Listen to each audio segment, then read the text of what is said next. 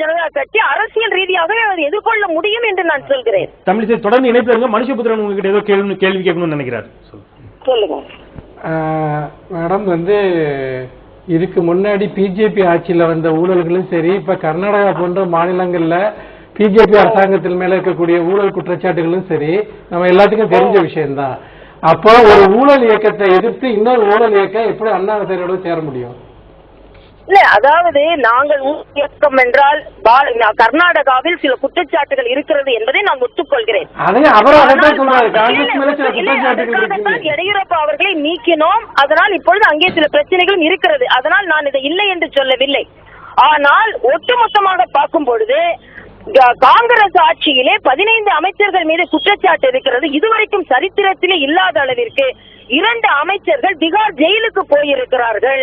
ஆக ஒரு மாநிலத்தில் சில பிரச்சனைகள் இருக்கிறது என்பதற்காக எதிர்கட்சியான பாரதிய ஜனதா கட்சி 5 ஆண்டுகள் ஆட்சியிலே என்ன மிகப்பெரிய ஊழல் கண்டீர்கள் என்று நான் கேட்கிறேன்.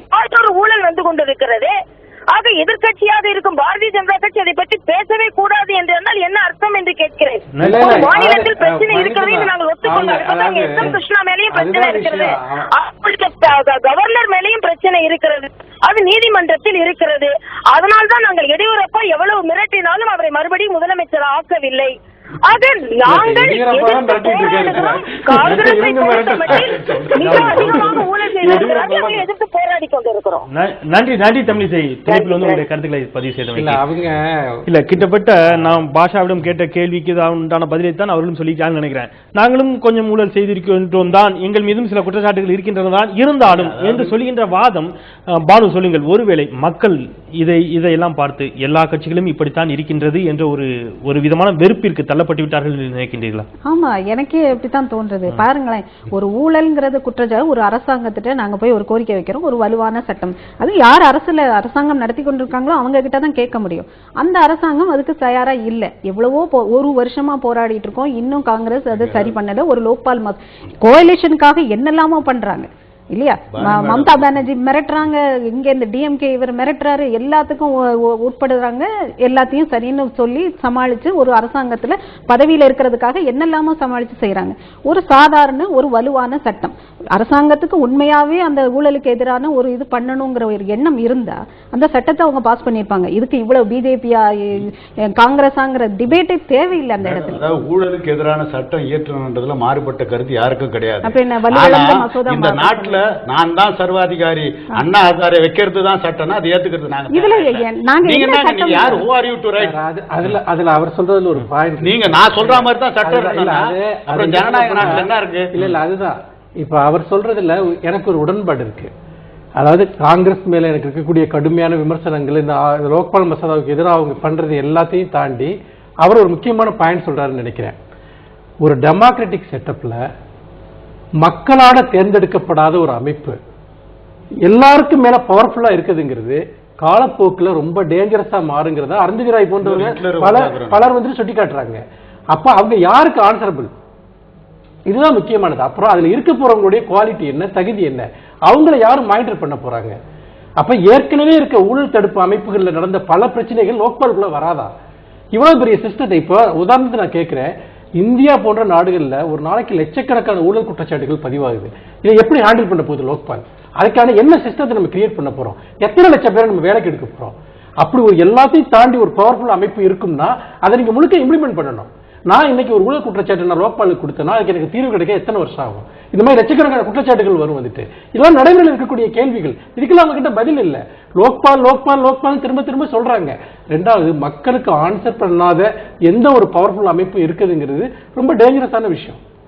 இணைப்பில் நேர் ஒருவர் இருக்கின்ற அவருடைய கருத்தை கேட்டுட்டு இந்த கேள்விக்கு பானு நீங்க பதில் சொல்லுங்க. வணக்கம். சத்தியம் சாத்தியமே. வணக்கம் ஐயா. நான் வந்து திராவிட மக்கள் தேசம் இயக்கத்தினுடைய பொதுச் செயலாளர் எம்பி முரளி பேசுறேன் ஐயா. சொல்லுங்க முரளி. இப்போ அண்ணா ஹசாரே வந்து இது போன்ற லோக்பால் மசோதா வந்து கொண்டு வரணும், அது வந்து யாருமே ஊழல் செய்யக்கூடாதுன்ற மாதிரி வந்து ஒரு சில போராட்டங்கள்லாம் பண்ணிட்டு வந்துட்டு இருக்காருங்க ஐயா. அது வந்துட்டு அது பண்றது வந்து அவரு யாருடைய தூண்டுதல் பண்றாருன்றது அப்புறம் ஐயா. ஒரு 100 பேர் வந்து தவறு செய்யறாங்கன்னு சொன்னா அவர் பண்ற அந்த போராட்டத்தினால ஒரு 10 பேர் திருந்துவாங்க இல்ல ஐயா. இல்லீங்களா? நிச்சயமா. அதுதான் உண்மை, அதுதான் உண்மை. ஒரு 100 பேர் செய்யறா, ஒரு 1000 பேர் செய்யறான்னு சொன்னா அவர் செய்யற அந்த போராட்டத்துல ஒரு 10 பேர் வந்து கண்டிப்பா வந்து அதுல வந்து திரும்புவான். அதனால நிச்சயமா அந்த போராட்டம் என்பது ஆதரிக்கக்கூடிய ஒரு போராட்டம் தான் அப்படிங்கிறீங்க. கண்டிப்பா ஆதரிக்கலாம் ஐயா, அதுல எந்த மாற்றமும் நன்றி. நன்றி உங்களுடைய கருத்துக்களுக்கு. தொடர்ந்து நிகழ்ச்சியை பாருங்க. இப்போ அவர் ஒரு கேள்வி வைத்திருக்கின்றார், நிச்சயமாக மிகவும் ஆழமாக யோசிக்க வேண்டிய, சிந்திக்க வேண்டிய ஒரு கேள்வி. ஒரு மிகப்பெரிய அதிகாரம் ஒரு அமைப்பிற்கு கொடுக்கப்பட்டால் அந்த அமைப்பு எந்த மாதிரியாக செயல்படும் என்பதற்கு கடந்த கால வரலாறுகள் நிறையவே இருக்கின்றன.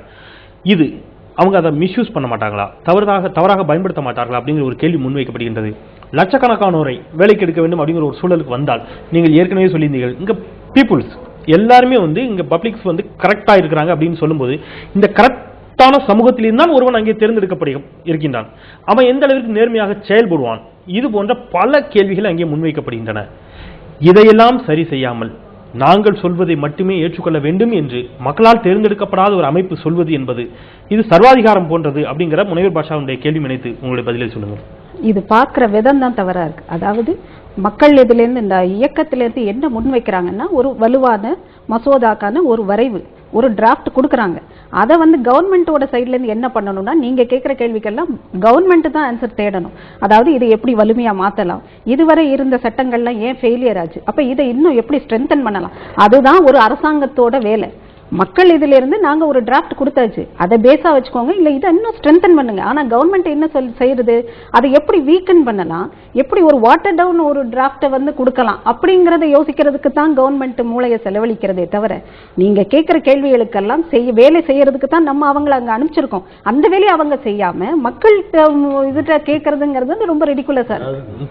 தொடர்ந்து நேர் ஒருவருடைய கருத்தை கேட்டுட்டு பேசலாம். வணக்கம். சத்தியம் சாத்தியமே. ஹலோ சார், சொல்லுங்க, யார் பேசுறீங்க, எங்க இருந்து பேசுறீங்க? நான் திலீப் குமார், சவுகார்பேட்ல இருந்து பேசுறேன் சார். திலீப் குமார், சவுகார்பேட்ல இருந்து. சொல்லுங்க திலீப். ஆமா, நான் என்ன சொல்றேன்னா சார், நம்ம கார்பரேஷன்ல 13 கம்ப்ளைண்ட் கொடுத்தேன் சார். 13 கம்ப்ளைண்ட் கொடுத்து கூட ஒண்ணு கூட ஆக்ஷன் இல்ல. இப்போ நான் மலேரியா இருந்து சஃபர் பண்றேன் சார். எவ்வளவு கம்ப்ளைண்ட் கொடுத்தாலும் ஒரு ஆக்ஷன் இல்ல.